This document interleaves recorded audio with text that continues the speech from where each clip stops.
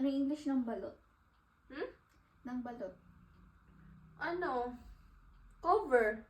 Hindi, yung balut. Yung yung pagkain na may sisiw ba? Cover. Cover. Sure ako dyan. Cover yun. Pagkakatanda ko. Balut. Cover yan. Cover. Yung isa, yung pambalot. Cover.